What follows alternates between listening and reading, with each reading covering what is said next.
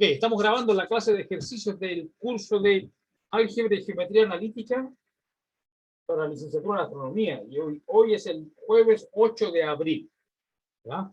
Y lo que vamos a hacer es tratar de responder algunas preguntas. Primera observación que quiero hacer antes de que empecemos con las preguntas es que nos informaron ayer que la próxima semana va a ser una semana de desconexión. ¿Okay? Y eso fue una resolución del Consejo Académico ayer. Pero no todo el mundo está informado aún, ¿ya? Y por lo tanto, por ejemplo, la gente de SICULS, de soporte, no está informada, porque yo les mandé un correo preguntándole, estimado Carlos, no, creo que era Carlos el que le preguntó, estimado Carlos, la próxima semana va a ser una semana de desconexión, pero yo quiero hacer una clase extra para los estudiantes, el día miércoles a las 11:30 de la mañana, y la pregunta es si es que el Zoom oficial de la universidad va a estar operativo o no. Porque tengo que asegurarme de que el Zoom va a estar operativo, porque si justo en esa semana a SICUL se le ocurre hacer una mantención del sistema, vamos a tener problemas, nosotros no voy a poder hacer la clase. Y le pregunté esto y me dijo, profesor, no puedo responderle porque no tenemos confirmación oficial todavía de que va a ser una semana de desconexión. O sea, ni siquiera han planeado, porque no han recibido el aviso. ¿Ya? Pero mira, si es que resulta que ese día no va a estar disponible el Zoom, cambio la fecha, no cambio el día, ¿ya? Pero yo les voy a avisar, les voy a enviar un correo masivo a los dos cursos, ¿ya? Y esta va a ser una clase de ejercicios o sesión de consulta o como quieran llamarle, aquí por video. El profesor, ¿de qué habla? Ya le voy a explicar. Con estas pizarras voy a hacer una clase de extra la próxima semana, ¿ya? Okay. La fecha, no, el horario, hasta el momento, el horario es el día, va a ser el miércoles y la hora va a ser las 11:30. A menos que eventualmente yo averigüe que SICULS va a tener un periodo de mantención justo en esa hora y voy a tener que cambiar la hora, ¿ya? Pero en todo caso yo les voy a enviar un correo electrónico a todos. Una pregunta, profesor, ¿para esa clase extra hay que decirle vamos a ir o algo así? No es necesario, no es obligatorio asistir, ¿ya? Y no tienen para qué avisarme. Yo simplemente voy a enviar un correo masivo a los dos cursos, comunicándoles la hora en la cual va a ser esta clase extra o sesión de consultas, como queramos llamarle, y es para los dos cursos simultáneamente, de manera que yo haga una clase para todos, ¿ya? Si no asiste nadie, bueno, no importa, pues estaré aquí jugando con mi celular, pero me basta con que asista una persona, un estudiante, ¿ya? Y que tenga preguntas, por ejemplo, si la idea es que asistan a la clase para hacer preguntas, a esta clase de ejercicio, ¿ya? Ya sé que falta un par de semanas, o 3 semanas todavía falta para la prueba, ¿ya? Pero en matemáticas no hay que confiarse, ¿ya? Eso es una sugerencia que ustedes recién están entrando a la universidad, probablemente no saben, quizás la mayoría no saben cómo estudiar en la universidad, es muy diferente a cómo se hace en el liceo, ¿ya? En el liceo a veces basta con que uno vea la materia un par de días antes, pero que en matemáticas en la universidad no es así. No puede uno decir, en la clase del 29, con que me ponga a estudiar el 25, el 26 estoy bien. No, hay que estudiar todas las semanas, porque si no se te viene la máquina encima. Entonces, hay que hacer los ejercicios que se van sugiriendo a medida que avance el curso y hacerlos a tiempo, cuando corresponde, para que hagan las preguntas a tiempo, porque si no, ni siquiera se le van a ocurrir las preguntas cuando estén apurados de tiempo un día antes de la prueba, ¿ya? Entonces, ese es el punto. Para eso es la clase de ejercicios que voy a hacer la próxima semana en ese horario tentativo aún. Después lo confirmaré cuando les mande el correo. Cuando les mande el correo les voy a mandar el enlace, la fecha y la hora, y probablemente va a ser el miércoles de la próxima semana a las 11:30. ¿Ya? Porque esa es la hora que tengo con el otro curso. Entonces, en esa misma hora atiendo los dos cursos, ¿ya? Porque como te digo, en el pasado yo he hecho esto, pero no he tenido una gran asistencia, pues no todo el mundo asiste. Así que, ¿para qué tener 2 horas distintas? Así que en una hora van a asistir 2 y en la otra van a asistir 4, mejor una sola hora y que asistan los 6, ¿no? Ok, bien, estamos listos para las preguntas. Es que tienen alguna, por supuesto.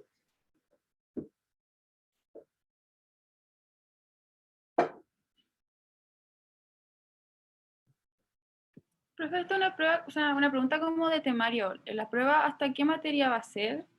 Usualmente, mi regla de oro es hasta una semana antes de la prueba. Es decir, si la prueba la tenemos para el jueves 29, me parece. ¿Ya? Entonces, el jueves previo a esa fecha se termina la materia que entra a la prueba. Entonces, yo puedo pasar materia hasta el día jueves 22. Hasta la materia del día jueves 22 se va a evaluar en la prueba. Eso. No sé hasta dónde voy a llegar ahí. Hasta qué materia voy a llegar. Pero usualmente la primera prueba incluye lógica, conjuntos y relaciones y funciones.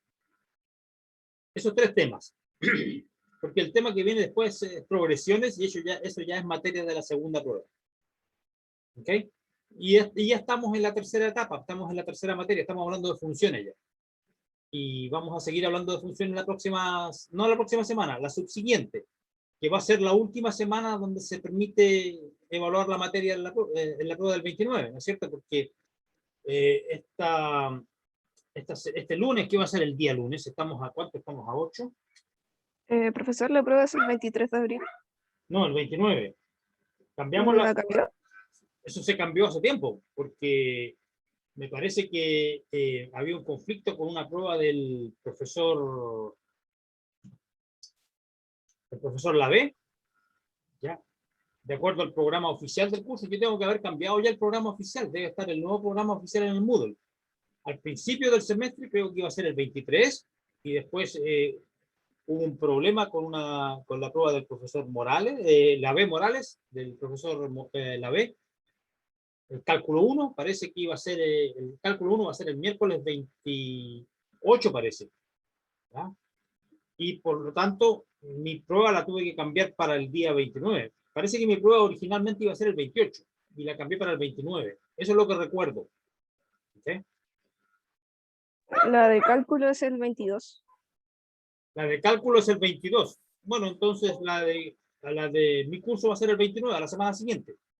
Eso es mira, es que eso es lo que recuerdo. Ahora yo tengo que ir a ver el programa, porque si yo hice el cambio de fecha, bueno, también existe la posibilidad que me haya olvidado subir el nuevo programa, pero el programa que está, la fecha de la prueba de este curso, de mi curso, es aquella que aparece en el programa oficial del curso que está en Moodle ahora. ¿Ya?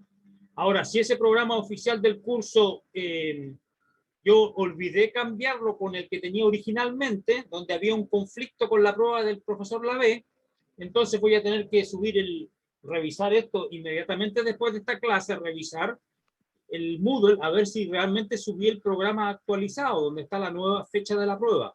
Lo que yo recuerdo. Profe, yo tengo anotadas todas las fechas. Ya, ¿y cuál es la fecha de la prueba 1 de nuestro curso, Leonardo? El 23 de abril. El Estoy 23. revisando el programa y sale 23 también. Ya, entonces la prueba es el 23. Ya, y el problema, y el asunto no era, entonces el conflicto era que yo tenía la prueba originalmente para el 22. Eso tiene que haber sido. Sí, y la cambió para los viernes las pruebas después. Y después y entonces la prueba, lo que pasa es que ese es el cambio. Entonces, el profesor Lavé tiene su prueba con ustedes el día jueves 22. Y la prueba mía con ustedes va a ser el viernes 23, al día siguiente. Eso es lo que recuerdo ahora. ¿Está bien? Por lo tanto. Sí. Ya. Por lo tanto, la materia que entra en la prueba 1 va a ser hasta lo que vimos ayer, o esta semana, porque la próxima semana no hay clases, porque es de desconexión. ¿Ya? Y cuando volvamos de la semana de desconexión, ¿qué lunes va a ser ese? Porque este lunes es el 12, ¿no? Eso es lo que estaba viendo. Ok, so, where is it? Ok, el 8 de abril estamos a 8. Este lunes es el 12, ¿parece? Y el siguiente es el 19 y el otro es el 20. ¿Cuánto? Eso, no tengo el calendario, eso es lo que pasa. Déjame buscar el calendario, ¿ya? Lunes 19, lunes 26. Ok, gracias. Mira, entonces, la semana de desconexión es la que empieza el 12. Próximo lunes, este lunes que viene, estamos a 8. Viernes, sábado, ya. Entonces, del lunes 12 hasta el viernes 16 no hay clases porque es la semana de conexión. Y la semana que viene a continuación empieza el lunes 19 y la prueba es ese viernes. Entonces yo no puedo incluir la materia del lunes 19 en la prueba del día viernes, pues está en la misma semana. Por lo tanto, la materia que pasé esta semana, hasta ahí entra en la prueba. ¿De acuerdo? ¿De acuerdo? Así que yo les puedo preguntar a la prueba 1 de lógica, de conjuntos, relaciones, graficar relaciones, hallar dominio de la intersección, el recorrido, y también les puedo preguntar hacer composición de funciones, por ejemplo, encontrar la fórmula para la composición de dos funciones, a lo mejor una definida por pedazos y la otra no, o ambas definidas por pedazos, etcétera, lo que hemos visto hasta esta semana. ¿De acuerdo?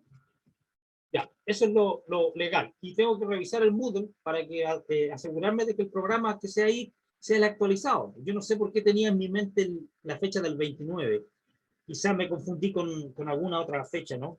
Que no tiene nada que ver con este curso. Entonces, nuestra prueba es el viernes 23, no es el viernes 29, es el 23. Ya, aclarado está. ¿Hay preguntas técnicas? Profe, Dígame. ¿podemos hacer un ejercicio de la prueba del 2020, del primer semestre? Ya, eso va a tener Prueba que, uno. ya, se va a tener que dictármelo o compartir pantalla, una de las dos. Porfa, porque no la tengo aquí en el... ¿Te acuerdas del enunciado? Ya le comparto pantalla entonces. Ya, ¿y cuál es el problema, el número 1? El 2. El 2 de la prueba. Conjunto. Ya, Ahí ok. le comparto. No sé si está viendo. Vamos a ver, Marcelo, espérate, aún no veo nada. Dice Marcelo Andrés, ha empezado, aquí está, ya lo veo, el 2. Una agencia de viajes, entonces esto me va a tomar un buen rato escribirlo, ya, entonces por favor no apaguen la pantalla. Ok, agencia de viajes entrevistó a 100 personas. Agencia entrevistó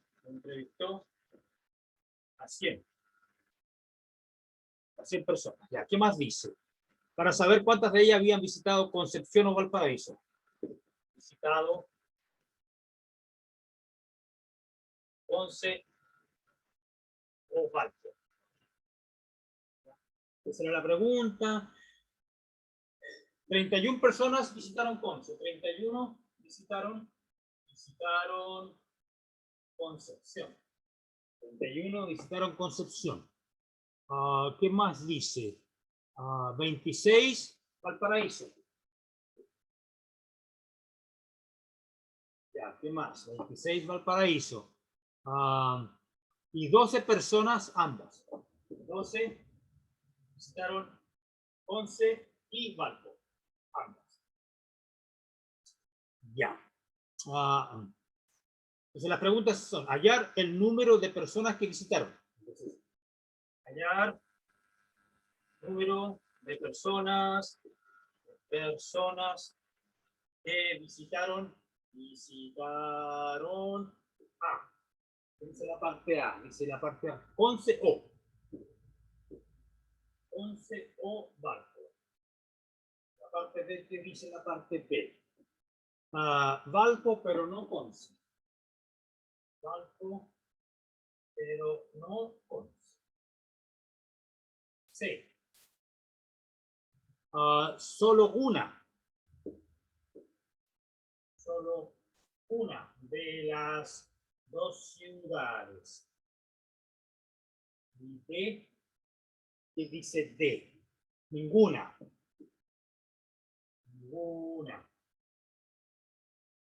Ya. Ok, y ya puede dejar de compartir. Gracias. Perfecto. Mira, aquí está una abreviación nueva.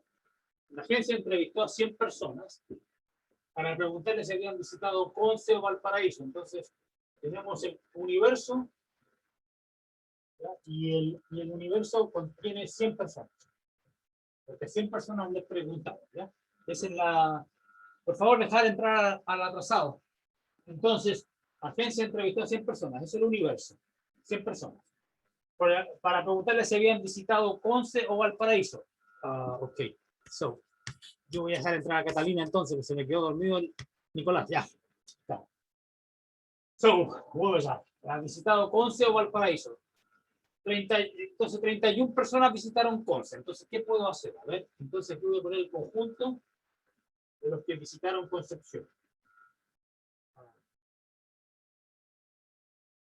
Dice que aquí hay 31, aquí de los que visitaron Conce hay 31 en total. Aquí voy a poner los que visitaron Valparaíso. Quizás hay una intersección. Ahí está los que visitaron Valparaíso. Entonces, ¿qué dice? Hay 12 personas que visitaron Conce y Valparaíso. Entonces, que adentro hay 12. Porque esa es la información. 12 visitaron Concepción y Valparaíso. Este Valpo no sabía de hacer.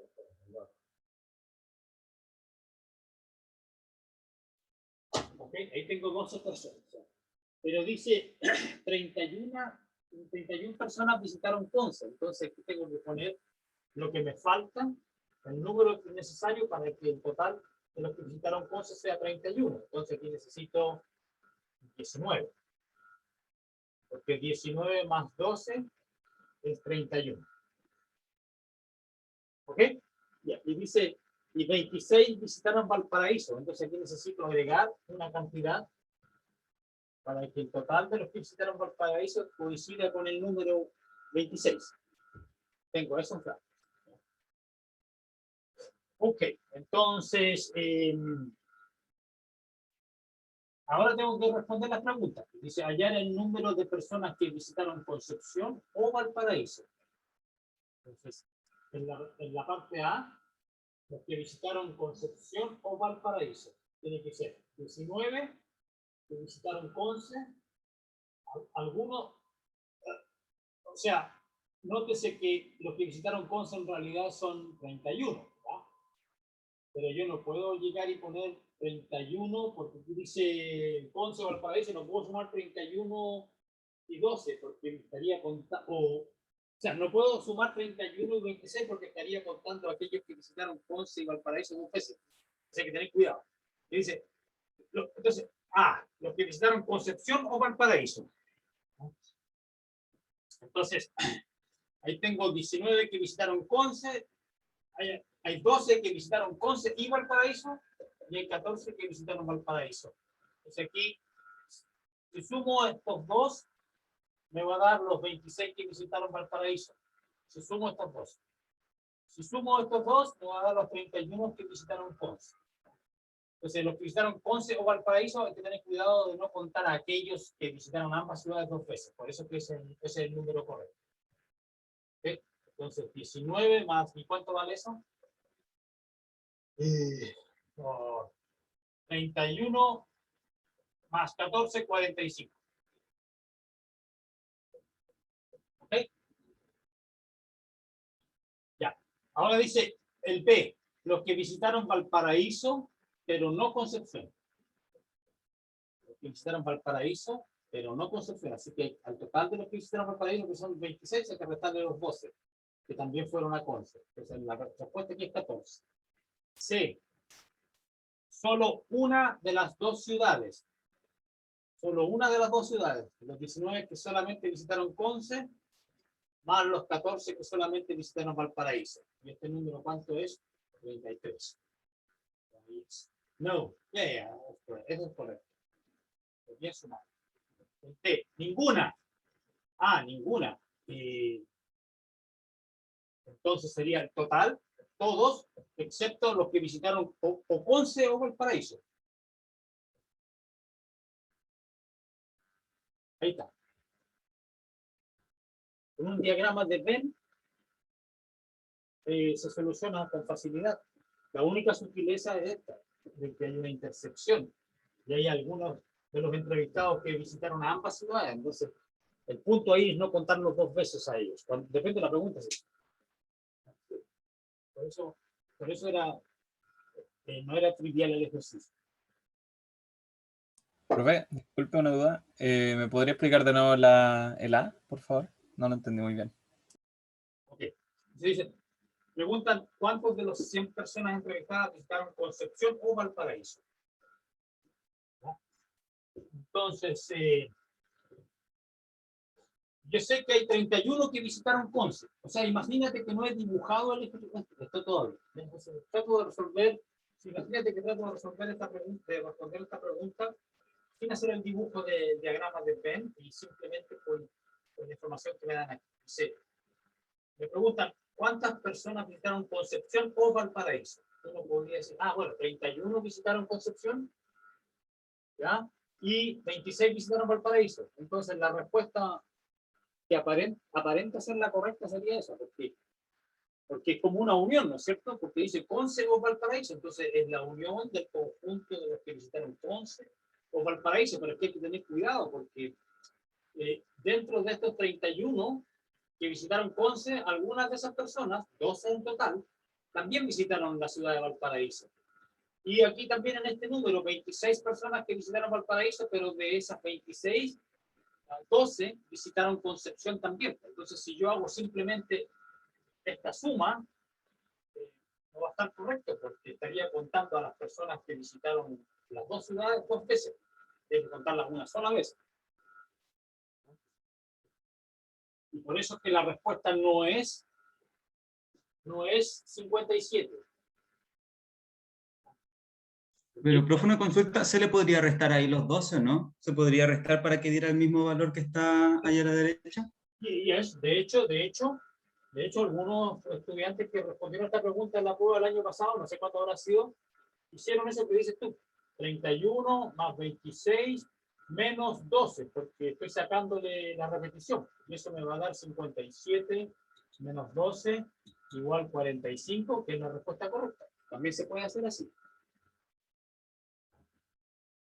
Ya, profe, me queda más clara. Muchas gracias. Claro, pero como te digo, lo que yo recomiendo es que hagan el dibujo, el diagrama de Venn. Ya lo hemos hecho 2 veces, en otro ejercicio también hicimos un diagrama que era bastante útil, ayudaba harto, porque hay ¿qué pasa si te dan más conjuntos?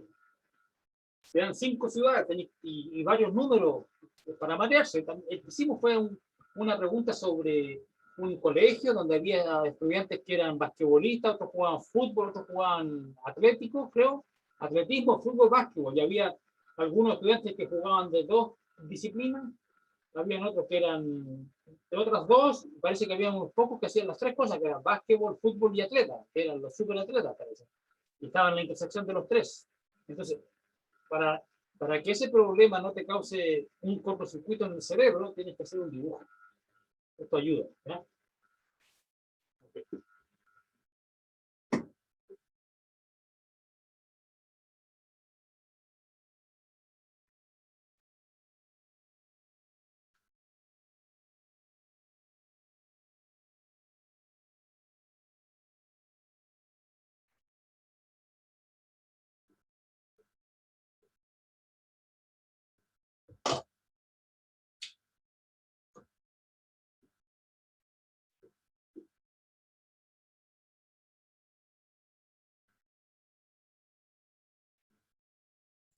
Profe, en este tema de las relaciones y funciones, la relación podía con el dominio irse a diferentes recorridos, que a diferencia de la función. Y para que esa pregunta me quede más clara a mí, ¿tienes algún ejemplo específico? No, es que me quedó la duda ahí rondando. Ya, entonces déjame ver, a ver si entiendo tu pregunta. ¿Qué es lo que me dices tú? ¿Que hay una relación que tiene un dominio dado o algo así? Sí, de que usted dijo de las funciones, de que el dominio solamente se va a una imagen. Entonces, En la, lo que tienes dudas sobre la definición del dominio. algo así, en funciones y la relación. En las funciones y relaciones. Dice que la diferencia entre, si tengo una relación entre un conjunto A y B, ¿ya? Yo generalmente la escribo así, una relación, y ¿qué significaba que un elemento estuviera en el dominio? ¿Ya? Bueno, un elemento va a estar en el dominio. Entonces, este que está aquí, este conjunto interno, este es el que se llama el dominio de la relación. ¿Ya? Son los elementos que no, un elemento A chico está en el dominio de la relación si existe un elemento B acá que esté relacionado con el A. ¿Ya? Y puede que exista más de uno. Puede que exista un B1 y un B2. Pero, por ejemplo, este elemento está en el dominio de la relación. ¿Esa era la pregunta o es otra cosa? Esa pregunta era. Entonces, esta es una relación que está perfectamente definido. Este elemento A chico está dentro del dominio. Entonces, este conjunto del dominio, aquí fuera, no están relacionados con nada. Pero lo que está dentro está relacionado. Lo que pasa es que hay elementos que se pueden relacionar con más de uno. Cuando esto pasa, esto no es una función. Porque para que sea una función, ¿verdad?, tiene que ocurrir que un elemento del dominio esté relacionado solamente con uno. ¿Verdad? O sea, que haya una manera única de asignarle un B al punto A. Y esto es una función. ¿Verdad? Entonces, esa es la definición de función. Lo que la definición de función no prohíbe es que puede que aquí haya más de un elemento. O sea, que hay una 1 y una 2 que sean distintos y ambos se relacionen con el mismo. Eso no está prohibido. Esto sigue siendo una función. ¿Ya? Lo que está prohibido es la indecisión, pues la función no puede ser una relación que no se decida con quién, o sea, no se decida con quién relacionarse. Entonces, el A1 tiene que relacionarse con un solo elemento de B. Ahí está. Y el A2 podría haber otro que también se relaciona. Lo de abajo sería como las funciones cuadráticas, Claro, donde porque, dos números están relacionados con un mismo elemento. claro, un número X y su negativo menos X, ambos están relacionados con el mismo elemento, porque la función lo que hace es llevar al cuadrado. Entonces, el X y el menos X tienen el mismo cuadrado, porque el signo no importa cuando le vaya al cuadrado. Entonces, ahí tendría un ejemplo, como dice Leonardo, la función cuadrática. Esta función, manda dos elementos que en general van a ser distintos, el X y el menos X, al mismo lugar, que es este valor es el mismo, el cuadrado de X y el cuadrado negativo X, este es el mismo B. Pero aquí, por ejemplo, podría ser el 1 y el menos 1. Ambos tienen el mismo cuadrado, a saber 1. Podría tener el 2 y el menos 2. El cuadrado de ambos es el mismo, 4. Entonces el 2 y el menos 2 estarían relacionados con 4. ¿Ya? Pero, por ejemplo, esta relación podría tener una relación que me dice lo siguiente: y cuadrado igual a x. Fíjense la diferencia. Y igual a x cuadrado. Aquí me dice, para un x dado, la y está unívocamente determinada. O sea, si me da el x, yo sé lo que tengo que hacer. Tengo que calcular x cuadrado y voy a tener una sola posibilidad para el y. Pero aquí no, porque aquí si me das un x, yo tengo más de una posibilidad para el y, porque para yo poder despejar el y, ¿qué es lo que tengo que hacer acá? Tengo que sacar la raíz cuadrada, y cuando saco la raíz cuadrada hay dos posibilidades, más y menos. Entonces, esta relación no es una función, ¿ya? Porque, por ejemplo, al punto, a ver, digamos, al punto 2, a igual a 2, este va a ser, le estoy llamando x ahora, ¿ya? Así que ahí tengo un problema, porque es x igual a 2, así que olvidémonos de la letra a, porque le estoy llamando, le cambié las letras, se llaman X, ¿ya? Pero eso es un pelo de la cola, es un detalle. Entonces, el X igual a 2, ¿dónde va a parar? Ah, o sea, estoy buscando qué significa la relación, qué es lo que hace. Dice, todos los puntos que están en la relación son los que satisfacen y cuadrado igual a X. En este caso, X es el 2. Entonces, ¿cuántos puntos están relacionados con el 2? ¿Cuántos Y hay? Bueno, más y menos la raíz de 2. Hay dos soluciones. Y puede ser más y menos la raíz de 2. Entonces, este punto va a parar aquí, a la raíz de 2, y también puede parar aquí. Pues esto no es función, porque no es unívocamente evaluada, tiene dos valores posibles. Y por supuesto, si yo cambio la relación, puede que haya más de 2 para uno dado, ¿ya? No se me ocurre ningún ejemplo en este momento, ¿ya? Porque si cambio la potencia aquí, capaz que logre más de 2. Por ejemplo, si pongo y al cubo igual de x, de los reales hay una única solución ahí. Si pongo y a la cuarta igual a x, bueno, ahí no sé qué podría pasar. Ahí quizá tengo más valores. ¿Qué pasa si yo elijo esta relación? A ver, y a la cuarta igual a x. ¿Ya? Entonces, bueno, aquí capaz que también hayan dos nomás. Sí, porque voy a tener algo así, mira, el gráfico de esta función va a ser, no es y a la cuarta, el x, el y igual x a la cuarta, es así, ¿no es cierto? Y igual x a la cuarta es así. Ya, pero aquí tengo que cambiar las variables, entonces lo que tengo que hacer es reflejar. Y esto se parece demasiado a una parábola, entonces la pi cuadrática es más o menos así, es más chata, ¿verdad? Pero es que este ejercicio que estoy dibujando es y igual x a la cuarta. Y yo no quiero esa, quiero esta. Entonces lo que tengo que hacer es cambiar de lugar la x y la y. Entonces lo que tengo que hacer es reflejar el gráfico. Aquí. Este es el gráfico que me interesa. Bueno, por aquí también van a haber dos valores no. Para un x a 2 hay dos posibilidades. Este y este otro. Pues ahí también hay dos. También tienen esta misma característica. Agüita.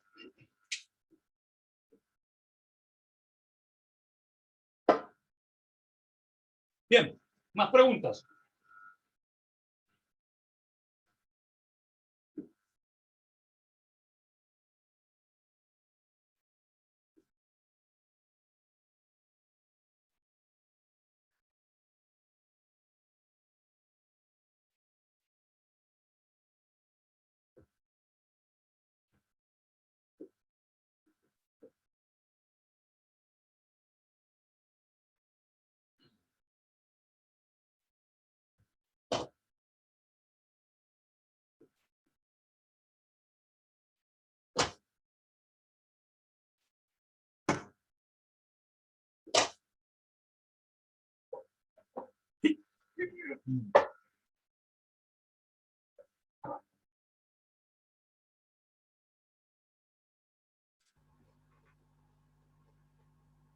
Profe, Dígame.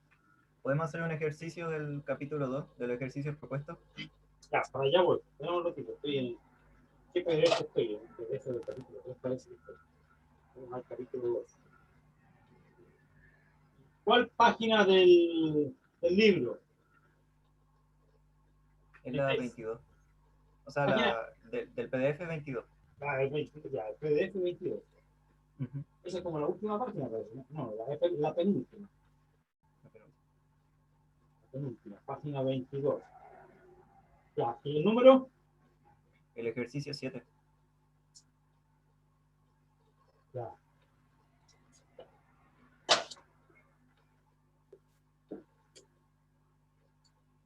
Esta es la página del libro número, página 37, ejercicio número 7. O sea, A igual. Conjunto, cuyos elementos a su vez son conjuntos. El conjunto con el singulete A y el conjunto vacío. Son los miembros de este conjunto. A. Determine qué proposiciones son verdaderas. Determine verdadero o falso. Eso. Porque eso es lo que me pregunto. Determine qué proposiciones son verdaderas. Parte A, dice. Este conjunto A es un elemento de A. Correcto. Este es el conjunto A cuyos elementos son este y este. No importa que los elementos sean a su vez conjuntos. La pregunta, ¿este elemento está dentro de A? Claro, si la A, el conjunto consiste en dos elementos, aquí hay uno, así que esto es verdadero. B. ¿Por qué saltó del A al B? Porque al otro lado está la B. Ya, a la otra página. B. El conjunto A esté contenido en A. No, porque este es un elemento. Para hacer esto verdadero, pues esto es falso. Para hacerlo verdadero, tendría que yo escribir lo siguiente, que el conjunto que contiene a este elemento está contenido en A. Eso sí es cierto. Porque sería uno de los subconjuntos que contiene A. Porque A tiene dos elementos, ¿no? Entonces, Ya sabemos que el número de subconjuntos de A es, ¿cuál es la cardinalidad del conjunto potencia? 2 a la n. Aquí el n es 2, así que el conjunto potencia tiene 4 subconjuntos. Entonces el A tiene 4 subconjuntos, ¿ok? Uno de ellos. Pero esto no, esto es falso, porque es un elemento. Esa es la sutileza, ¿verdad? Ok, B, C. El conjunto vacío pertenece a A. No. No, porque este no es un elemento del conjunto A. Porque aquel que es un elemento es este símbolo, sin la llave alrededor. Entonces, esto es falso también. Y para hacerlo verdadero, lo que tengo que hacer es lo siguiente: sacarle la llave y que este pertenezca a. Claro, eso sí es correcto, porque este es uno de los elementos de A. Así que esto sería verdadero. Esto es verdadero y esto es verdadero. Pero estos, como están puestos, son falsos. O sea, que esto es falso y la verdadero es esto. Esto es falso y lo que es verdadero es esto. C. ¿Qué más? B. Mismo lo voy a hacer. Como ellos me obligan a escribir así, a leer así los objetivos. Entonces, phi contenido en A. Sí, pues es verdadero, acabo de verlo. Es verdadero. Phi no contenido, perdón. Phi es un elemento de A. Sí, correcto, verdadero. Aquí está. O sea, adiviné antes de que me preguntaran. ¿Qué más?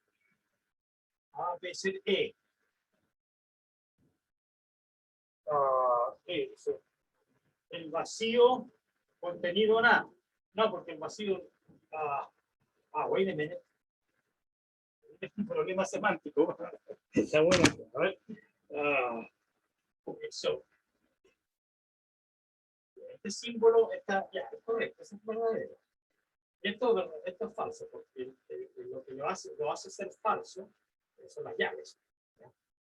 Ya, porque este no es un elemento de ninguno de los elementos de A está escrito así. Eso es claro que es falso. Este phi es un elemento de A, eso es verdadero, porque el phi es un elemento de A, y ahí está. De hecho, me adelanté. Ahora, este ya es sutil, porque dice, ¿el vacío está contenido en A? Sí, porque todo conjunto contiene al conjunto vacío. Entonces, aquí aquí el phi no está siendo interpretado como el phi que es un elemento de A, sino que esta es la notación del conjunto vacío. Porque esto es verdadero. El conjunto vacío siempre está contenido en cualquier conjunto. ¿Verdad? Este es un problema con malicia, con truco. F.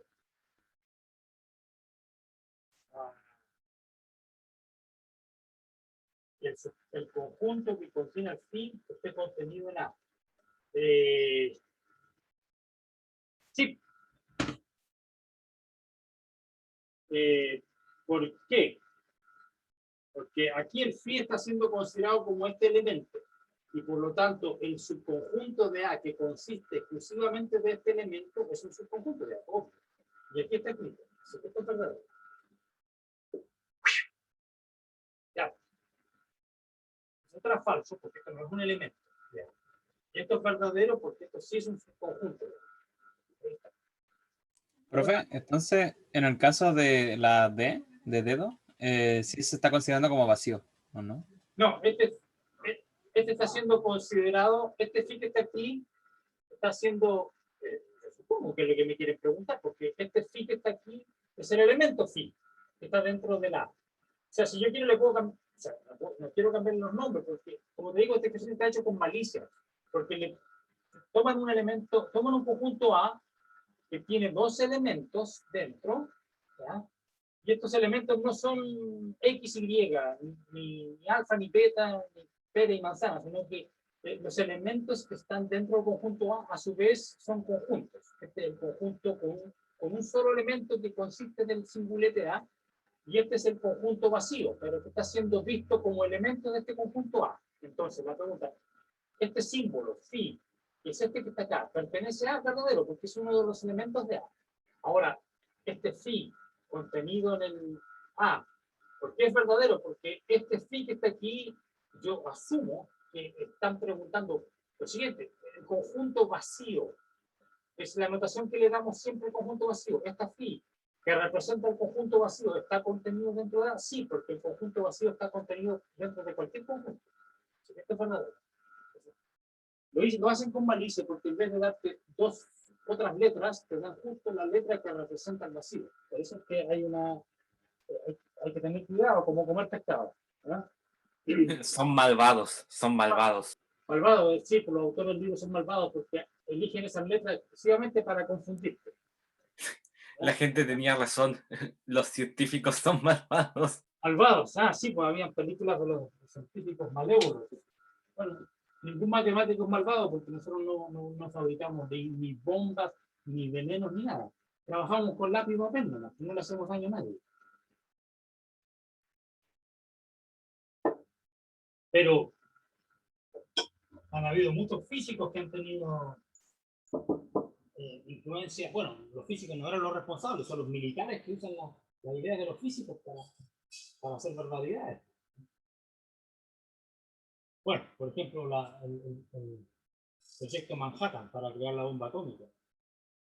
Me imagino que los físicos, yo espero que los físicos que trabajaron eso no sabían que iban a usar la bomba para asesinar a civiles inocentes en Japón. Me imagino que no lo sabían. Eso lo hicieron los militares. O los políticos, pero no los físicos, que fabricaron la bomba, ¿verdad? Bueno, ese tema cae en otro curso, ya, porque estamos no en el curso de ética, estamos en el curso de matemática. Ya, más preguntas.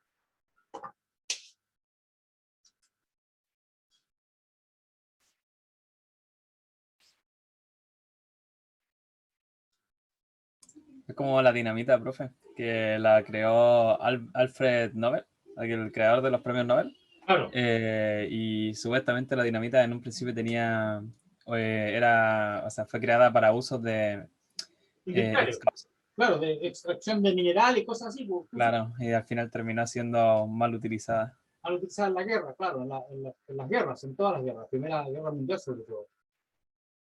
Claro, porque los científicos creen y los militares y políticos abusan. Bueno, es lamentable. Bueno, pero hablemos de matemáticas. No sé si tienen más preguntas. Más adelante más adelante en el curso. Por supuesto, ya saben ustedes que no entra más materia en la prueba hasta la que alcanzamos a ver esta semana. Que no es mucho, pero igual se puede hacer una prueba decente con esa materia que hemos visto. Después en la misma semana de la prueba, el día lunes 19, cuando volvamos del receso, de la desconexión, el día lunes 19 yo voy a seguir pasando materia que es importante y que va a entrar, no sé si va a entrar en la prueba 2, pero podría entrar en la prueba recuperativa y en el examen, ¿ya? O capaz que entre en la prueba 2, porque va a ser materia aún sobre funciones y composición de funciones. Tenemos que hablar de la inversa aún, ¿ya? La función inversa. Eso usualmente en semestres anteriores, cuando no había pandemia, esa materia de inversas de funciones entraba en la primera prueba, cuando había clases presenciales, pero ahora como tenemos este problema de hacer clases por internet y que hay periodos de desconexión, bueno, esa materia no la puedo meter en la prueba 1, pero podría meterla en la prueba 2, o en la recuperativa o en el examen, así que poner atención a eso. ¿Qué significa todo esto? Que la próxima, que cuando volvamos de la desconexión, el día lunes 19, va a haber solamente una clase de repaso de ejercicios para la prueba. Va a ser el miércoles a las 11 de clase de ejercicio. O sea, no podemos hacer varias clases de preparación para la prueba esa semana porque tengo que cubrir otra materia, que es la que estoy mencionando. Funciones e inversas y ese tipo de cosas, y seguir con la composición. Entonces vamos a tener el día miércoles de esa semana, el miércoles 21. Miércoles 21 vamos a tener la clase de ejercicios de preparación para la prueba de ese viernes. Para los de matemáticas y física. Y para ustedes que son los astrónomos, el día jueves 22, a esta hora vamos a tener la clase de repaso previa a la prueba. Y no va a haber más que eso. Cualquier pregunta que tengan que hacerme antes o después de esas clases me la pueden hacer por internet. Y yo la respondo lo antes posible. ¿Ya? Eso.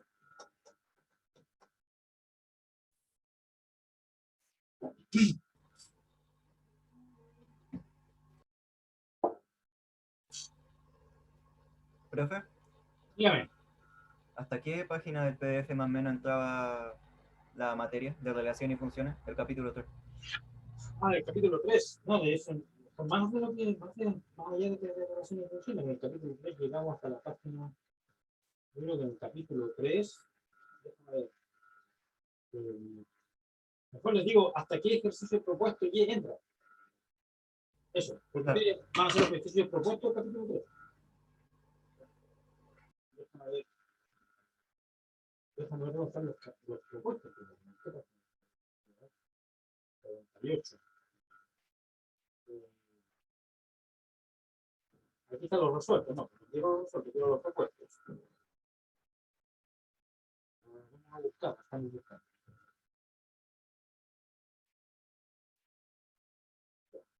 Entonces, ¿hasta aquí ejercicios propuestos de la... Espero que no estén claros.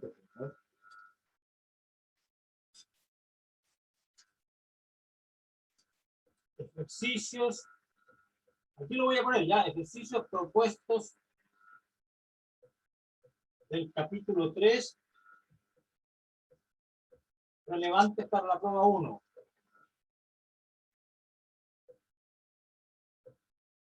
La prueba 1 del 23 de abril.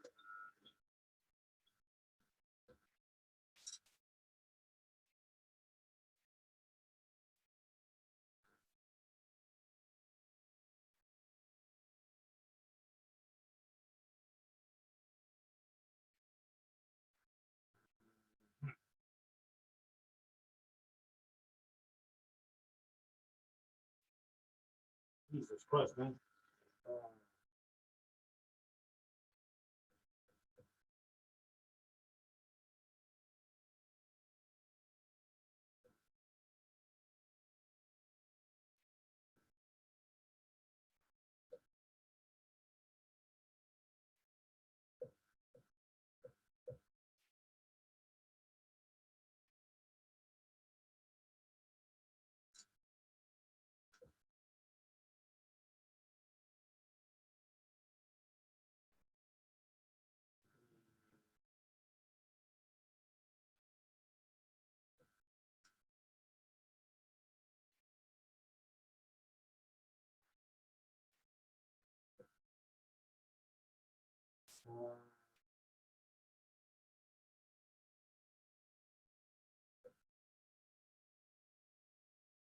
Uh, 12 A ante sin incluir el E. 13. Podría mejor haber escrito los que no estaban incluidos. Encuentre, ese, yeah. 14 A y B. 14 A y B.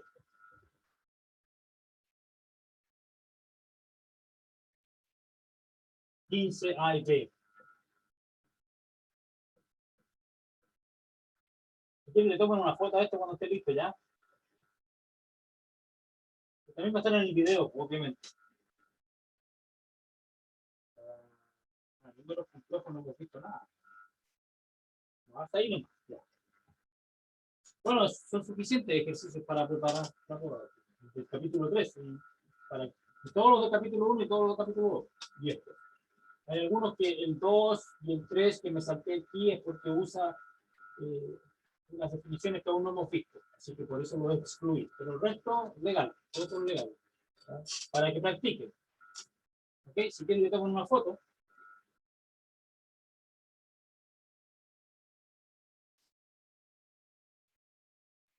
Ok.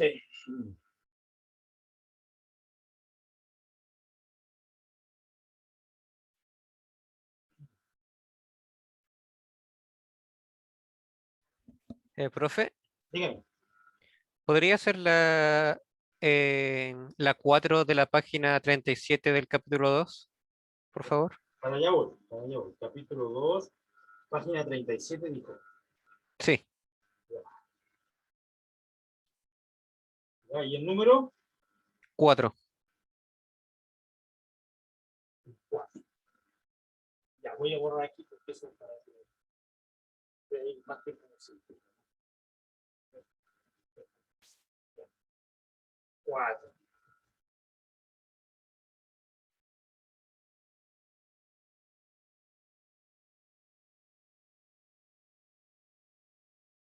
Ok.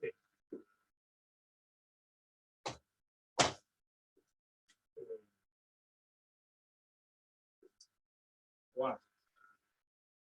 Página 7. Se niegue cada una de las proposiciones. Niegue. Niegue las proposiciones. Esto es como un ejercicio de lógica. Ah. Para todo epsilon mayor que 0, existe un delta mayor que 0, tal que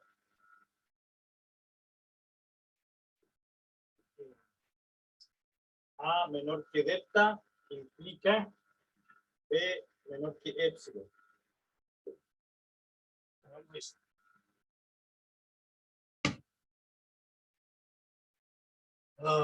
Ok. Déjame ver cómo lo hago. Profe, una pregunta antes que empiece. ¿Ya? Ese tipo de ejercicios dijo que no iban a entrar, ¿cierto? Claro, porque ni siquiera cubrimos esta materia, no tenemos tiempo. Ah, no, iban a entrar. Aquí era por eso, perdón. Entonces no lo haga si no va a entrar. Sí, porque yo dije que los primeros de ese capítulo, del 1 al 6 parece, eran más de lógica que de conjuntos, y entonces no lo vimos, no hubo tiempo. Entonces, ¿cuáles no hago del capítulo 2 para evitar hacerlo? Por eso ya lo dije, ahora déjame ver si lo noto, ¿ya? Sí, la semana pasada dijo que eran del ejercicio 5 en adelante, si no me equivoco. Ah, del 5, ya. Del 5 para Listo. adelante, del 5 para adelante, ¿ya? En este capítulo 2, página 37, resolver desde el 5 en adelante. Eso es lo que yo dije, no lo escribí en la pizarra, pero lo dije. Página 37, resolver desde el 5 en adelante, porque no hubo tiempo de ver el 4. Por eso. Pero en todo caso, el 4 no es difícil porque, bueno, es una negación, ¿no? Porque para todo epsilon existe, entonces, ¿qué significa negarlo? Que existe algún epsilon mayor que 0, y la negación de que existe un delta es tal que para todo delta, ¿no? Existe delta tal que esto implica eso, entonces hay que negar esta implicación. Entonces, la negación de la implicación existe epsilon mayor que 0, tal que para todo delta existe un A menor que delta, tal que, ya le cambié la letra, no la había introducido, tal que P es mayor o igual que epsilon. Eso. Existe, porque dice aquí, dice, existe delta mayor que 0, tal que para todo A, no lo escriben, pero es lo que significa, tal que si A es menor que delta, si para todo A menor que delta implica esto. Entonces, ¿cómo lo niego? Existe un epsilon mayor que 0, tal que para todo delta existe una que satisfaga esto, pero que no implique eso, es decir, tal que el D sea mayor o igual que epsilon. Esa es la negación. Pero como te digo, no pasé mucho tiempo haciendo un tipo de ejercicio, por eso lo dejamos fuera, ¿eh? Ok.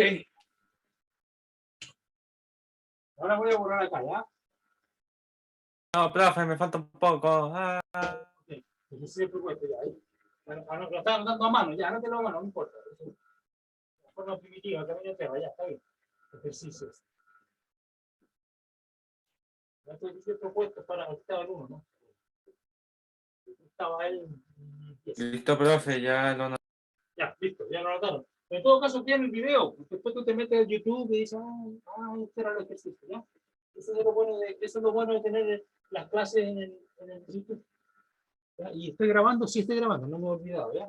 Ustedes tienen que avisarme si alguna vez me olvido apretar el botoncito de grabación. Me avisa, profe, no está grabando. Ya me ha pasado antes, porque he perdido un pedazo de la parte de la clase. Porque me olvido de empezar a grabar.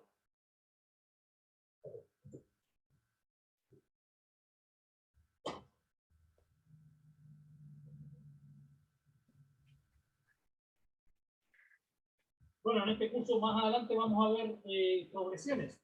Esa es la materia de la prueba 2, progresiones, sucesiones, progresiones aritméticas, progresiones, vamos a ver lo que es una progresión aritmética, una progresión geométrica, también vamos a conocer las progresiones armónicas, ¿ya?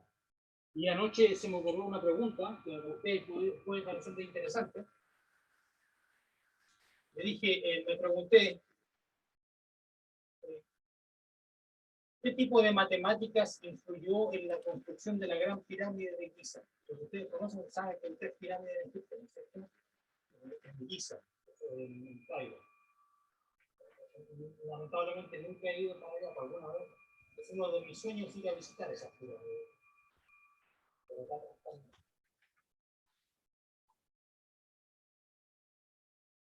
sé si está bien dibujado esto, ¿ya? Pero hay una gran pirámide en Egipto, son 3 pirámides. Entonces me pregunté qué tanta matemática tuvieron que saber los egipcios para hacer esto. Las pirámides de Giza, ¿ya? Me parece que me falta un ángulo aquí, no sé. Ya, bueno. Pero estas son antiquísimas. Y la más grande de todas es la pirámide de Khufu. Se llamaba el faraón. Este se llama la Gran Pirámide. Gran Pirámide de Khufu. Ven, otra vez. Pirámide. Vamos a ver si me acuerdo cómo se escribe Khufu. ¿Cómo se escribe Khufu? Khufu. Sí.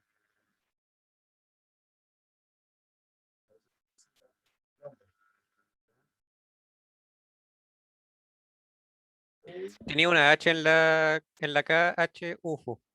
Sí, eso, claro, pero esa es la transliteración inglesa. Porque seguramente se pronuncia Jufu, con KH, Jufu. No sé cuál es la pronunciación correcta, pero este pronuncia el KH. Ju. Este es el U. El pajarito. Aquí está la F.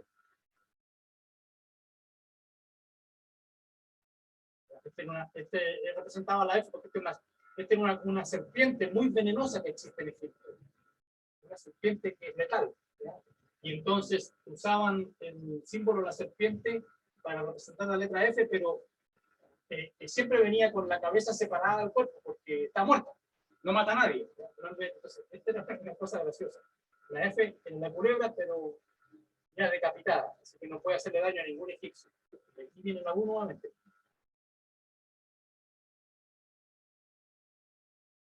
Ya pajarito. Khufu. Es la gran pirámide de Khufu. Y esto, de acuerdo a lo que leí en el artículo ayer, me cambiaron la fecha porque dice que, según las últimas mediciones de radiocarbono, la construcción de esta pirámide empezó en el año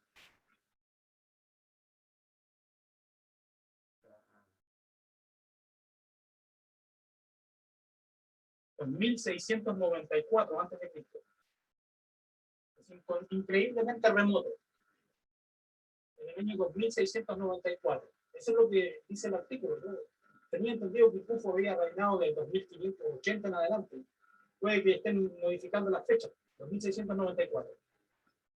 Antes de Cristo. Y la construcción demoró 20 años. Por supuesto que los trabajadores, ustedes no lo saben, pero no trabajaban continuamente todo el año en la construcción de la pirámide. Porque en la construcción de la pirámide, ya voy a entrar a hablar de matemáticas, esto es importante, ya es relevante con el curso porque viene una materia más adelante. Entonces, se demoraron 20 años, pero no trabajaban los 20 años continuados porque no había mano de obra, porque en esta pirámide, para construir esta pirámide, que tiene 2.300.000 bloques de piedra, y cada uno pesa de 50 a 70 toneladas o algo así, ¿no? Increíble. Y entonces trabajaban miles de trabajadores. En un día cualquiera eran miles los trabajadores que estaban poniendo los bloques. Y entonces no había mano de obra para que se dedicaran exclusivamente a la pirámide. Entonces la construcción de la pirámide era un programa de empleo del gobierno, entre comillas, porque el río Nilo inundaba los campos una vez al año, por unas semanas, no sé, un mes, 2 meses, el río subía e inundaba todos los campos. Entonces los trabajadores que estaban que eran agricultores, cuando se inundaban el terreno, porque el tsunami subía, no tenían nada que hacer, pues se quedaban sin trabajo. Entonces, el faraón los contrataba para construir la pirámide, entonces tenían trabajo, y eran alimentados por el Estado, por el faraón, eran alimentados, no sé si recibían, seguramente recibían salario porque no eran esclavos. ¿Ya? Pero cuando ellos entonces estaban inundados los campos, no podían cultivar sus papas y sus higos y las cosas que hacían, entonces se iban a trabajar a la pirámide. Entonces, de acuerdo a lo que leí en este artículo, dice que las horas, no sé de dónde sacaron la información, era 10 horas diarias, y ellos estiman que de acuerdo, porque se sabe que trabajaron por 20 años, porque está en los está la información de jeroglíficos, ya dijeron cuántos años trabajaron en la pirámide. Se sabe esta información. Y estiman que trabajaban 10 horas diarias, y de acuerdo al número de bloques, etcétera, lo que se acordaron, entonces estiman que ellos que ponían un bloque de piedra cada 3 minutos, lo cual me parece demasiado rápido. O sea, estos miles de trabajadores en 3 minutos ponían un bloque. Y estos bloques estamos hablando de toneladas y toneladas. Entonces seguramente tenían poleas y metros. Bueno, ¿por qué y esta pirámide es prácticamente perfecta? ¿Ya? Y de hecho los lados tienen que ser 4. O sea, a mí me falta uno. No, está bien, que está demasiado inclinado. Por acá. Ahí sí. Entonces, 1, 2, 3, 4. ¿Ya? Y entonces aquí seguramente ya no me quedó bien bonito, pero esa es la gran pirámide. Lo que importa es que, ¿por qué es tan perfecta? De hecho, los lados están orientados al norte, sur, este, oeste. Y los egipcios fallaron en ubicar el norte verdadero. O sea, la parte que está enfocada al norte no es exactamente el norte preciso. Pero porque la NASA, digamos, el norte que, de acuerdo a la NASA, o sea, la dirección norte que usa la NASA hoy difiere, es la correcta, difiere de la dirección norte de los egipcios. Los egipcios fallaron en eso por 6 centímetros.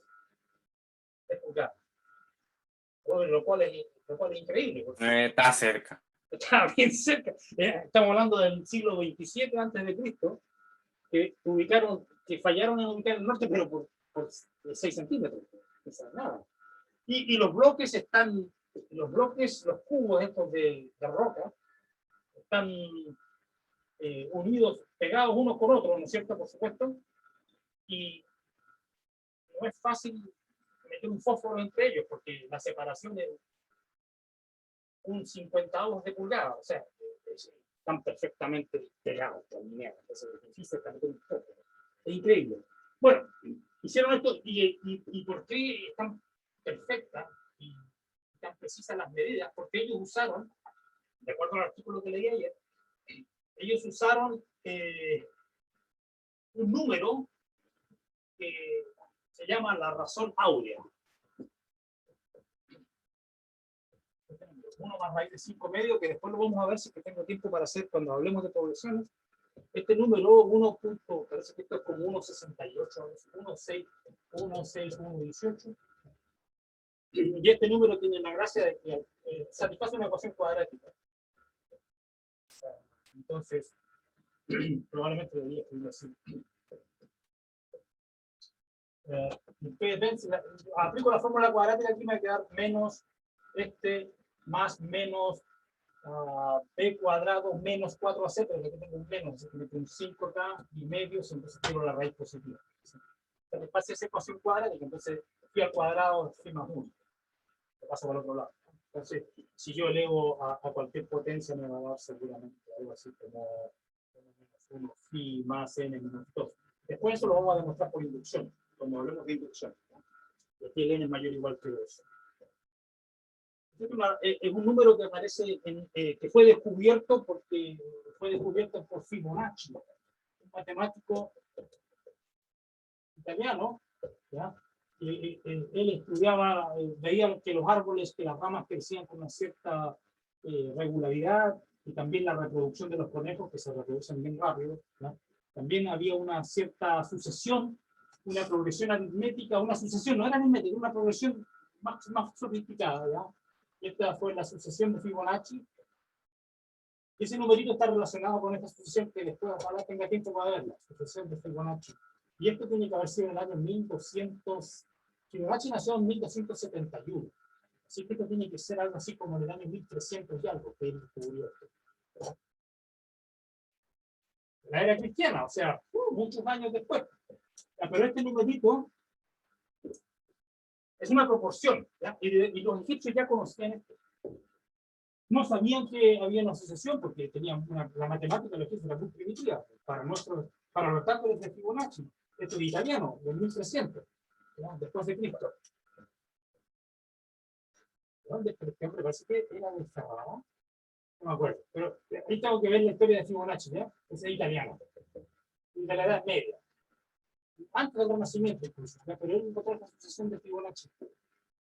Y la asociación me parece, si recuerdo bien, está definida así, AN-1 más AN-2. O sea, el término enésimo de la asociación se obtiene sumando los dos anteriores. Y hay que darle el punto de partida, creo que es 1, 1, y después viene 2, y este número. 3, 5, 7, y empiezan a agrandarse los números, ¿no? Estos números son relevantes, ¿ya? Y aparece este phi, si uno quiere hacer una fórmula para la n, tiene que ver con el phi. ¿Ya? Y hay una fórmula donde aparece phi a la n, phi más... Profe, Ya, dígame. ¿ese cálculo era de este como rectángulo que hace una espiral a lo caracol? Y probablemente sí, es muy popular este numerito, no sé exactamente a cuál ejemplo te refieres, pero eso me parece haberlo visto en alguna parte. ¿Ya? Todo esto está improvisado, ya esto se me ocurrió leer ayer, estaba aburrido, dije, voy a leer, ¿qué tanta matemática necesitaban para hacer la pirámide? Y leí sobre eso y me di cuenta, pero que esto le va a interesar, debería interesarle a mis estudiantes porque vamos a hablar de sucesiones y progresiones pronto, ¿ya? Entonces aquí hay un ejemplo de una sucesión, nosotros vamos a ver más simple, vamos a ver sucesiones aritméticas, progresiones aritméticas y geométricas, y quizá mencionemos la sucesión de Fibonacci a la ligera, ya, porque no tengo más tiempo, ¿verdad? Pero bueno, ese número que está ahí, la razón dorada, aparece también en esta aparece en la fórmula para la n, aparece el phi. Y este phi, ¿por qué aparece en muchas, por qué aparece en muchas construcciones, arquitectura y también en música? Este número aparece en la música de Bach, porque cuando Bach compone sus fugas, hay mucha matemática ahí, ¿ya? Y esta proporción dorada, aparece ese número en la construcción musical. Y también aparece en la construcción de las puertas y los pórticos medievales y en el Renacimiento, que da un sentido de armonía. O sea, obviamente que una puerta así es muy fea, ¿no es cierto? Entonces, los arcos de las puertas son de una cierta forma, y cuando uno dice por qué sale tan bonita esa forma, y aparece ese número. Y bueno, y entonces este número, ¿dónde aparecían? Este número aparecía en la representación que los egipcios hacían de sus dioses y de sus faraones, porque digamos, en las...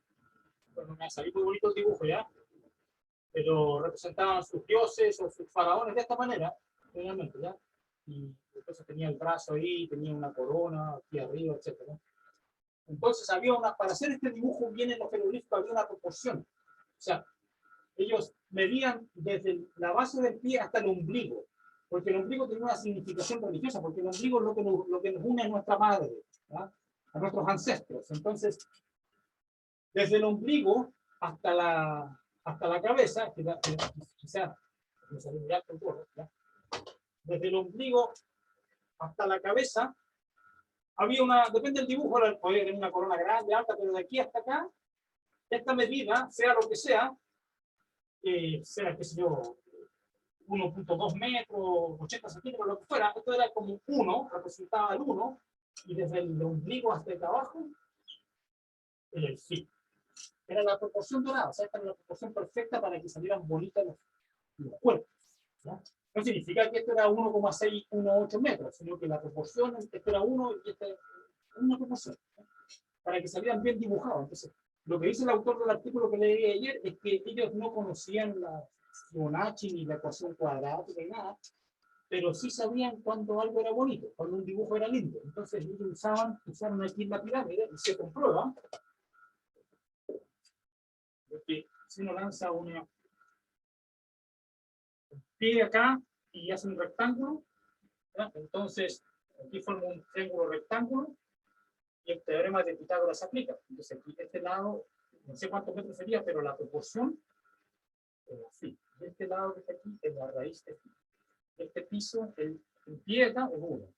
Entonces, Este cuadrado más este cuadrado da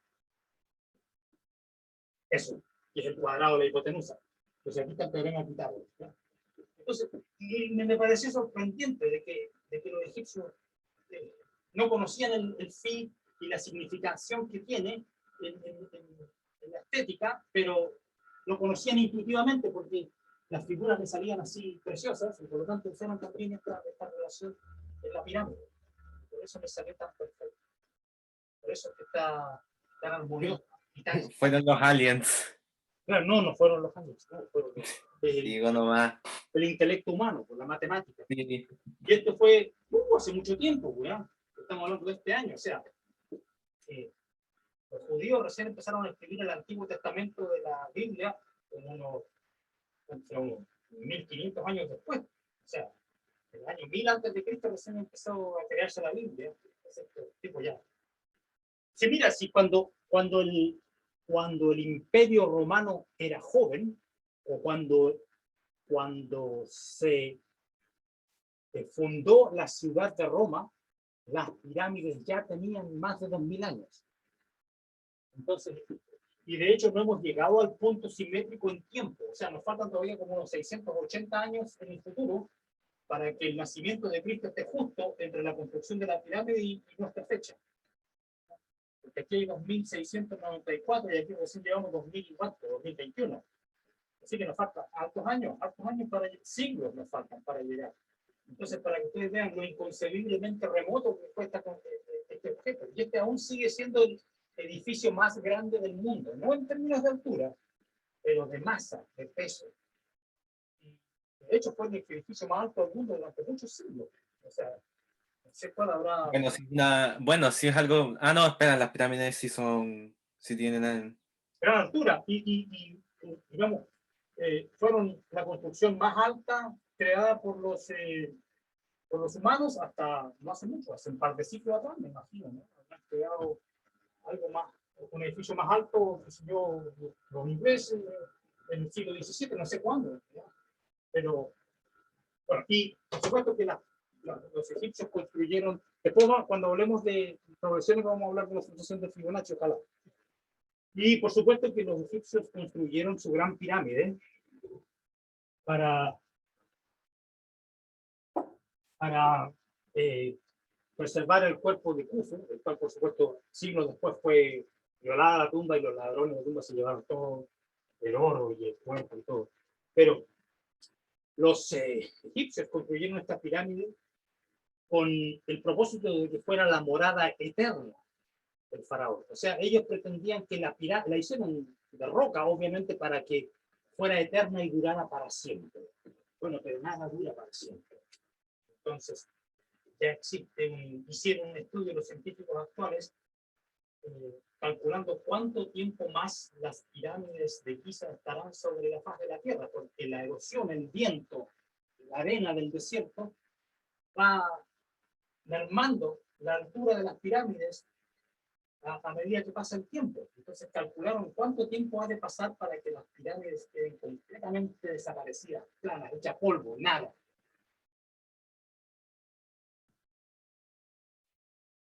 $2 millones de años.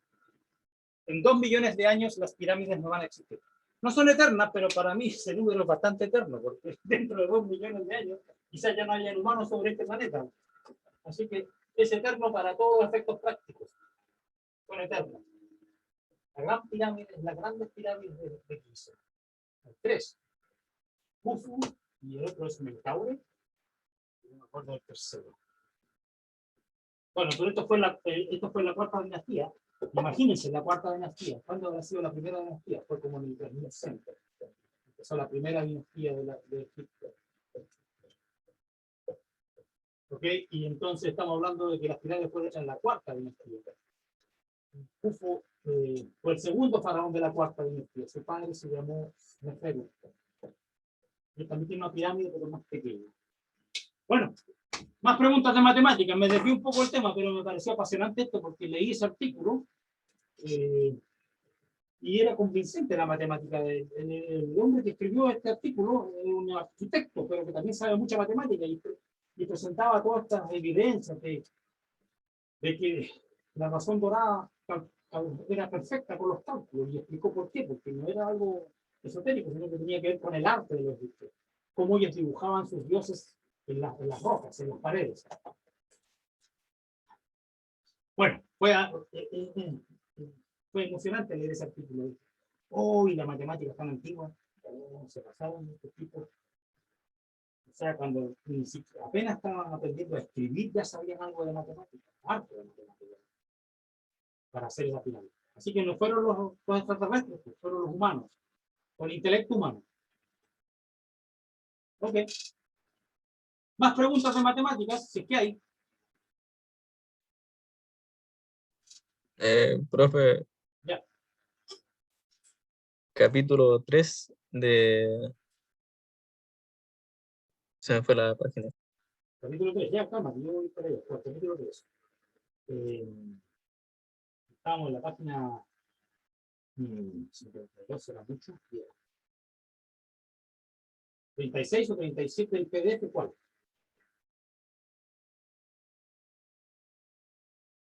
No, tiene que ser mucho antes, porque esto va a tener los pasados.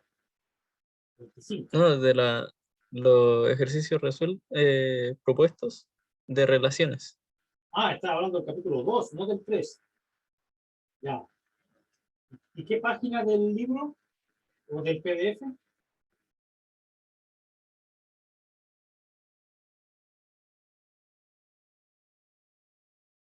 ¿Cuál es?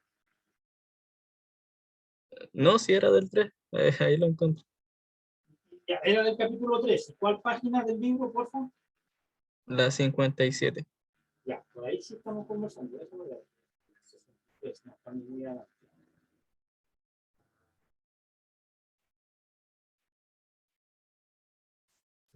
9, 58, 57. Ya. ¿Y el número La 4, la 1. De grafique esta función. wait a minute. La 4, la 1. Hacer tu gráfico, ya, te la compro. 4, 1. 4, parte 1, página 57. Todas las siguientes relaciones de nuevo para hacer su gráfico. X está relacionado con Y, sí, solamente sí. X relacionado con Y, sí, solamente sí. 1 menor o igual que X menor o igual que 2. Y menos 1 menor o igual que Y menor o igual que 1. O tengo esto. Aquí dice este unía, una conjunción. Y esto o 0 menor o igual que X menor o igual que 1 y menos 1. Ok. Es una unión entonces, es una unión de dos gráficos. Porque ahí está relacionado con Y, si está aquí o acá. Entonces tengo que dibujar dos pedazos y unirlos. Es una unión. Entonces aquí dice, el X está entre 1 y 2. 1, 2, digamos. 1, 2. El Y está entre menos 1 y 1. 1, 1. Entonces, ¿qué tengo que hacer? El X varía entre 1 y 2, pero el Y entre menos 1 y 1. Entonces me voy a dar y son desigualdades con iguales. Así que voy al borde. Voy a dibujar mal el 1 y esto, viste, me están informando. El 1.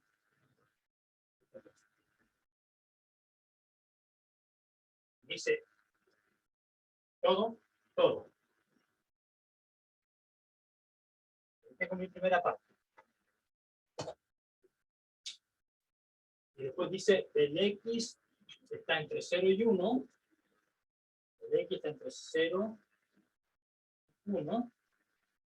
El Y está entre menos 1 y 0. Menos 1 y 0. Entonces voy a tener que hacer este dibujo. Y son desigualdades por igual. Así que se incluye el borde. De 0 a 1.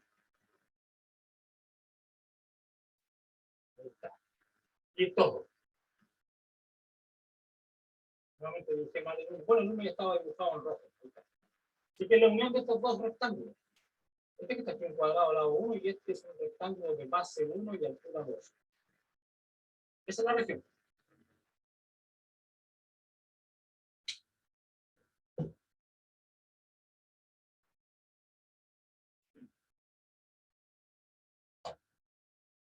No dolió mucho.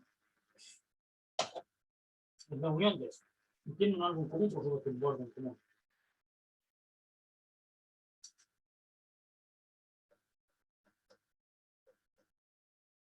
¿Más preguntas? Profe, Diga. ¿puede hacer la 1 de esa misma página, por favor? Hizo 1, porque tiene 4. ¿Cuántas relaciones existen de un conjunto de M a un conjunto de N? 1, página 57. ¿Cuántas relaciones existen de un conjunto de M elementos? 1, 2, M. M puntos, ¿ya? M cualquiera. ¿Cuántas relaciones existen de un conjunto de M elementos a un conjunto de M? 1, 2, N. No digo yo que esta sea la manera más inteligente de hacerlo, ¿ya? Porque ¿qué es lo que me están preguntando? Dice, ¿cuántas relaciones existen entre A y B? Donde el A tiene N, el A tiene... Bueno, pero recuerden ustedes que la relación de A con B, de A a B es simplemente un subconjunto de A cruz B. Entonces lo que me están preguntando realmente es cuántos subconjuntos hay en A cruz B. Entonces me están preguntando por la cardinalidad del conjunto potencia. Nosotros sabemos que estos dos a la algo, y ese algo es la cardinalidad de A cruz B. Entonces ya lo demostramos por inducción. Entonces tengo que saber cuál es la cardinalidad de A cruz B para poder calcular eso. La cardinalidad de agua.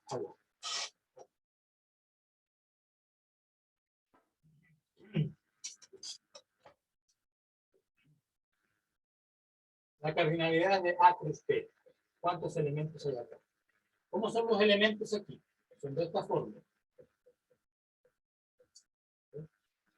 Para cada X tengo M posibilidades. Para un X dado,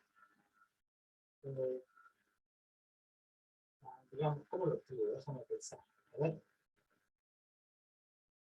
Bueno, pero esto va a quedar, no es necesario que lo escriba, va a quedar en el video verbalmente. Ya, está bien. Entonces, para cada elección, para cada X, así está mejor, para cada X fijo, yo fije, puede ser el 1, el 2, cualquiera de estos fijos, no mover acá, dejar fijo el X. Si dejo fijo el X, como clavarlo al piso, el X, ¿cuántas posibilidades va a haber para el Y? O sea, si yo fijo el X, por ejemplo, 1, el 1, y este fijé este, ¿ya?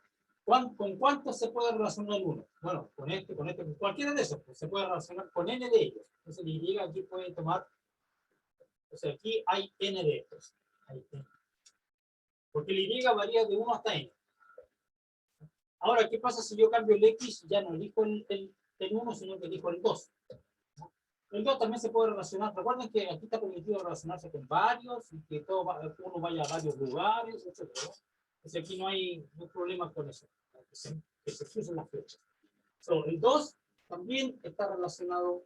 Aquí otros N, porque el Y puede ser N, etc. Entonces, aquí hasta el último, el M fijo también se puede relacionar con N. Entonces, ¿cuánto hay? Hay N más N más N, ¿cuántas veces? Entonces, la cardinalidad es N más N más N. ¿Y cuántas veces? Bueno, 1, 2, hasta N. ¿Ya? Entonces, es N más N, es N por N. Y ahí es la respuesta. 2 a la N por N. Es el número de relaciones. Entonces, ustedes pueden incluso hacerlo con algunos números fijos. M igual 2, N igual 3. Claro que ahí va a salir un número más o menos grande. 2 a la 6. 2 a la 6 es 64. Si tengo un conjunto, el A dije B, A1, que el A tuviera 2 nomás, el B tuviera 3. Bueno, entonces me da 64 posibles relaciones. Porque aquí tengo 2 por 3, 6, 2 a la 6, igual 64. Entonces aquí van a tener un montón de relaciones si las quiere escribir una por una. Hasta un par de horas escribiendo las 64. Ahí está el argumento general. Y uno puede ver, empezar a ver, pues yo tengo A1 y A2, yo tengo B1, B2, B3. ¿Ya? Entonces, este tiene que relacionarse con alguno de estos. ¿Ya?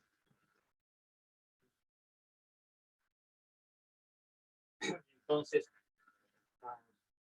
recuerden que las relaciones son los conjuntos del producto. Entonces, aquí van a ver, por ejemplo, una relación sería A1, B1, A1, B2, etc.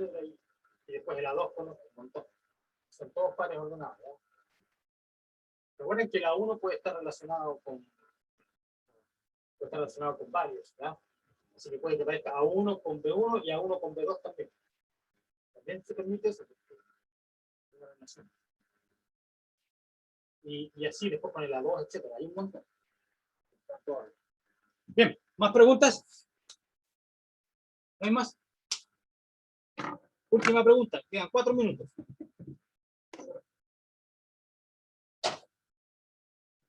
Ok, entonces yo voy a buscar la hora correcta para hacer la clase extra de repaso y les envío un correo. Apenas me respondan desde Sicursi que va a estar disponible el Zoom para el miércoles a 11:30, si me confirman yo les mando el enlace, las coordenadas para unirse a la reunión, a la clase extra del día que corresponda, porque en principio sería el miércoles a las 11, el próximo miércoles a las 11:30 de la mañana, ¿ok? No van a tener clases de otro curso, así que no hay conflicto, creo yo. Ok. Ya, nos vemos entonces, fue un placer. Muchas gracias. Chao. No, profe, chao.